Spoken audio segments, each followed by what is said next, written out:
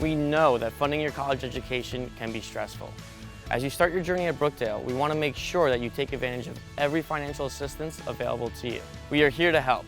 Here's the director of Brookdale's Financial Aid Department to help you learn more. Hi, my name is Stephanie Fitzsimmons. I'm the Director of Financial Aid here at Brookdale Community College. My job today is to encourage you to complete the FAFSA. I know that you can do it. It's not that hard. You can complete your FAFSA on fafsa.gov, the Federal Student Aid website, where there's lots of information about financial aid. In addition, we will be having an open house on October 21st. Between 3 and 4 will be a financial aid session, and you'll be welcome to join me and ask me questions one-on-one and hear what other people are asking and learn lots more information about the FAFSA.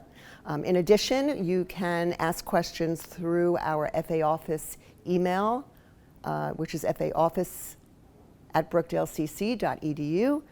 We can answer your questions there. And please go onto the Brookdale website where there's a financial aid page loaded with lots of information.